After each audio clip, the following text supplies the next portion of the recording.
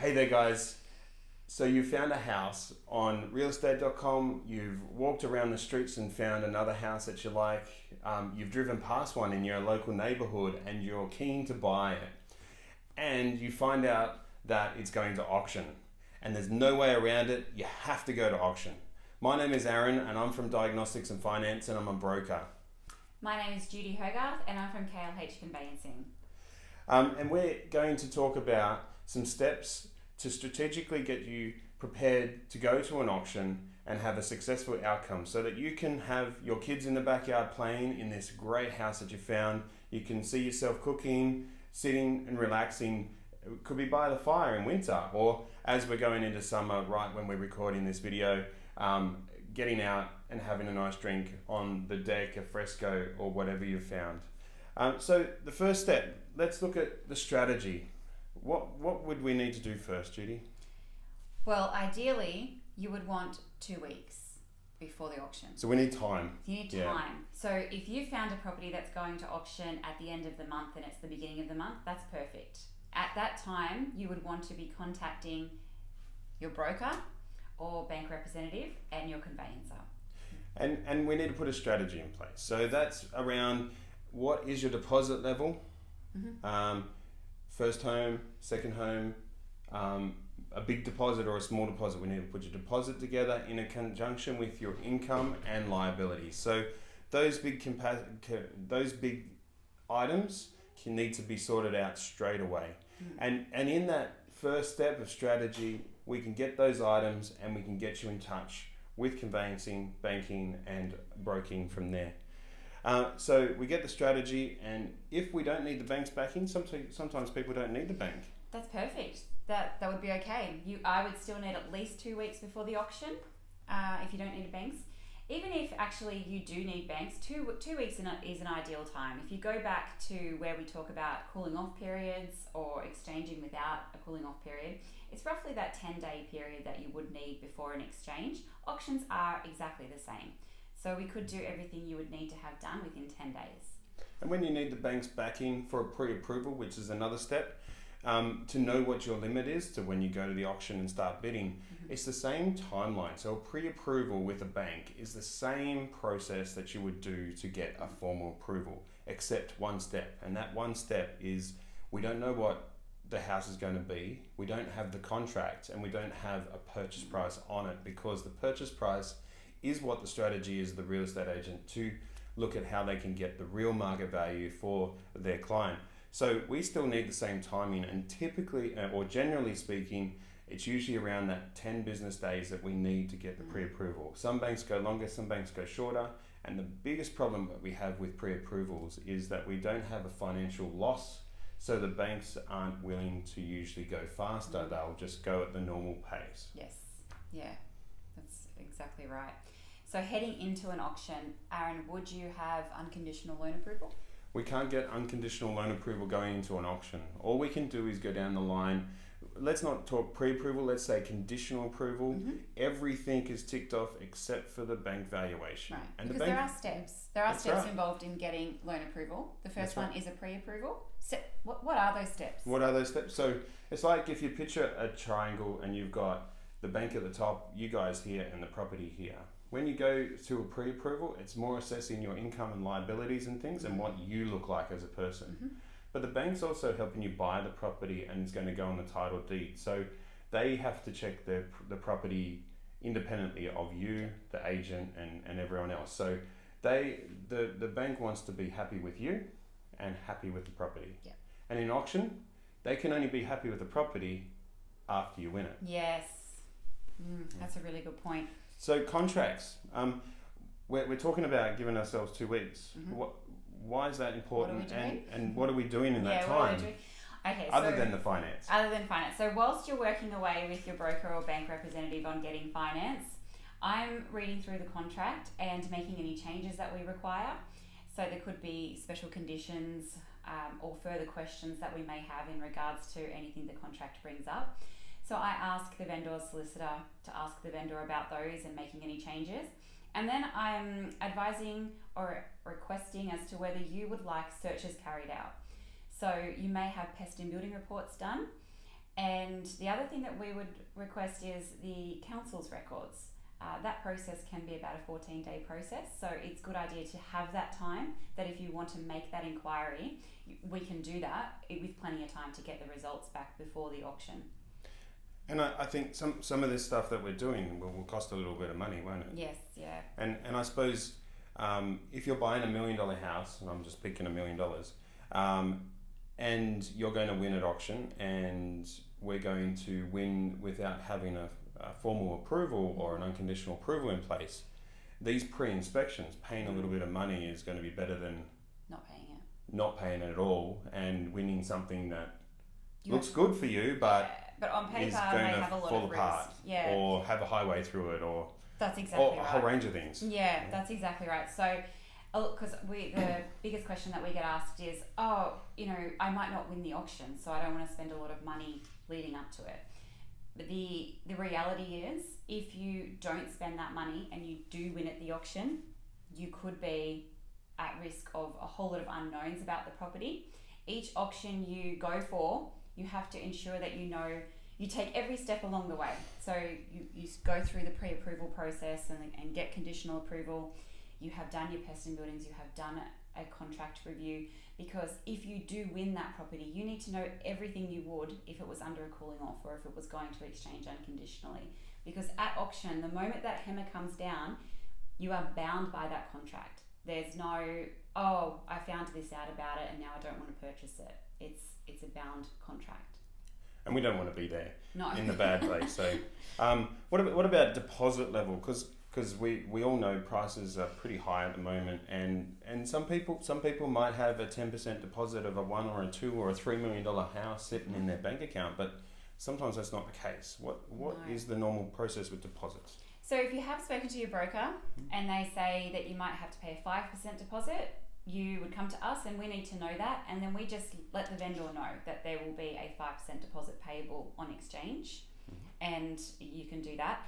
But at the auction, you will need to pay a deposit. So whether it's happening on a Saturday or a Thursday night, there will be a deposit payable, and you'll need to ensure that you have arranged to have that happen. So you may get a bank check made payable to your highest bid. It could be more than, it could be 10% of the purchase price. It could be more than 10% of the purchase price, but at least it's something. Otherwise, you could speak to your broker about maybe a deposit bond. Aaron, do you? Yeah, so a deposit, so 10% is typical contract, 5% is negotiated, and deposit bonds. So deposit bonds are a broker, hopefully me, would be able to organise a deposit bond. And sometimes we need to clarify with the conveyancer around who's going to issue the bond and which ones they're going to accept.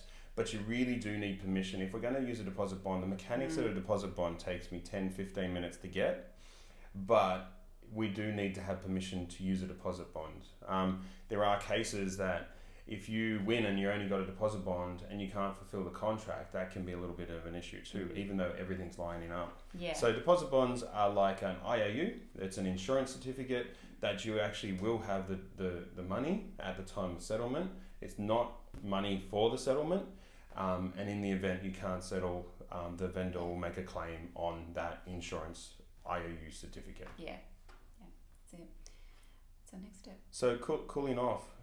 Sometimes we all know when we go into a house that we like to have a cooling off. We want a breathing space when we've got it done. Is there any such thing when we go for an auction? There's not. There's not. There's not. There is no cooling off periods. There is no breathing space, and I guess that's why you do need to be 100% prepared to be the highest bidder and to win at auction. So I suppose the timing thing is the most crucial here, because if we're not got a cooling off period and we need to do the checks and we need to prepare our deposit, all that takes time. So when people come to us at Tuesday or Wednesday in the week of the auction on Saturday, that can be very stressful. Not only for you guys, but for us as well. For us, there's a lot, But you're potentially going to miss out on a bunch load of information if you win. That's exactly right. So the most typical time I will get a contract to review for an auction is Friday afternoon, when the auction is the Saturday. I can do the review, that's not a problem. Doing the review takes me 45 minutes and I can give you a verbal over the phone. That's not the issue. The issue is that you miss out on all those searches that you could get done if you had more time. So pest building, council records, just anything that getting your finance together. Do you have the deposit? There's a lot of steps that we've got to check off in such a short period of time. That's why it is essential that if you can, the more time you have before an auction is always preferable. And to put it bluntly, if you came to me as a broker or even some banks at Friday afternoon, typically after lunchtime for an auction on Saturday, it's not going to happen. It won't happen. Finance. Not for a finance point of view. So next step is auction readiness. So we understand our limit now. We have all the checks and searches done, and we now know the auction is just tomorrow. Yep. We're pretty nervous, aren't we? Yes. Yeah. Very anxious. Are we going to win? Are we going to win? How many people are registered for the auction? Find out on the day. You know, actually on that topic, how many people were at the auction? You know, one of the things auction readiness you can do is actually ask the agent how many contracts they've issued.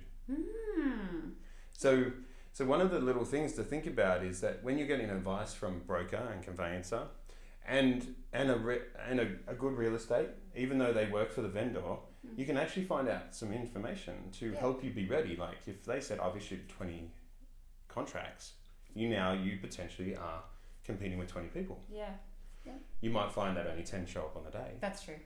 So keep observing. So I suppose auction readiness is keep observing. So on the day of the auction, I'd probably say look through the house again. Make sure you're right to do this. Yeah. You can always walk away, but if you're confident, go through the house again. Yes.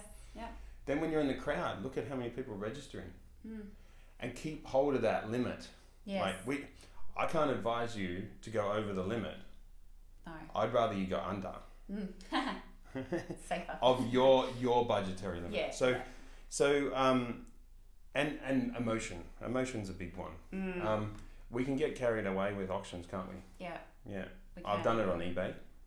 eBay's not as serious as a house, but being auction readiness, observing, understanding how many contracts are out there, looking at who you're going to be bidding against, making sure you've got that support person. I think it's a really good thing if it's a husband and wife team or a partner team, whatever team, mum, dad team, first home buyer, one person. We've had clients that are really excited after auctions, like, oh, that was great, I've got to do it again, even though I didn't win. Yes. So it's like a big buzz that people love, but be ready to stick to your limit and be ready to walk away if it goes way out of your price range, because the last thing we want you to spend a little bit of money to be prepared for the auction so you know who you're getting into, but we don't want you to be financially ruined because you've gone too high. At the auction, yeah. Okay, the win. The win. So then you win, which is fantastic and very exciting. So what happens then is if we have made changes to the contract beforehand, so 2 weeks before we've done the letter and they've come back and we've got all those and they're all agreed, at the auction, it's okay if they're not made to the contract. Some agents or auctioneers, they will make the changes before you sign, but if they don't, it's also okay, because when we get that contract back, those agreements are running parallel with the actual contract and what's happened. So we can make those changes when they come back. There's a mutually agreement there. So what we would suggest then is we get the signed contract after the auction. We also might not find out the next day. So if it happens on a Saturday, we might not find out on Monday or Tuesday. We might get the letter on Wednesday with the contract. So it's always good to keep us updated. Just send a little email after the auction. I don't mind getting little emails on Saturday. Just we won, fantastic. And then that way we know. The first step I will say is congratulations. Now go back to your broker because they've got some stuff to do after that. That's right. And remember we told you you're going to have the deposit ready on the day. So typically we might usually find auctions on a Saturday. Yes. So is there a tip on how we can pay the deposit on the day? Yes. Through EFT.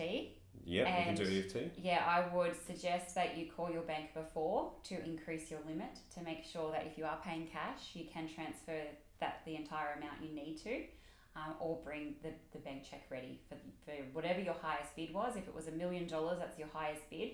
Bring it for the 100,000 or the 50,000 if we've requested a 5% deposit. And then if you've only bid 900 and that's what you win, that's okay. It's okay to pay more because it all comes off the purchase price. that's okay. That's good.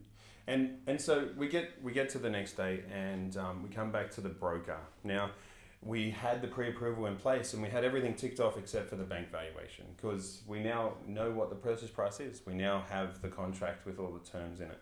This is where, generally speaking, a lot of banks will allow us to do an upfront valuation. So we can start the ball rolling on Monday, typically, or on Wednesday, depending on how quickly the contract can get turned around from conveyancing and or real estate agent.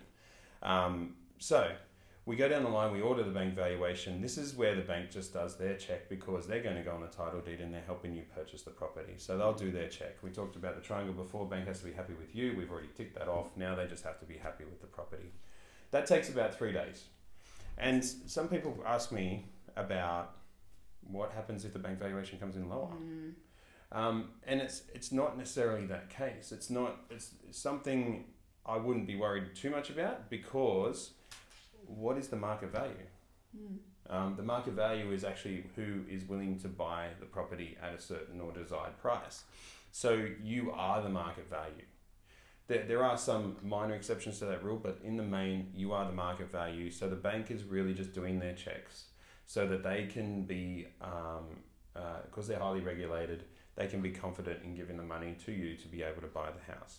So the bank valuation time frame, typically 3 days, and then usually up to 1 to 2 days post getting the bank valuation report, we can get formal approval. Now that will differ. Some bank valuers will get out there on I order in the morning, they're done by the afternoon, and we're done in 2 days, but it's good to have a good reasonable amount of time after the auction, not to stay nervous or anything, but to be able to understand that that's when it's all going to come together and go forward from there.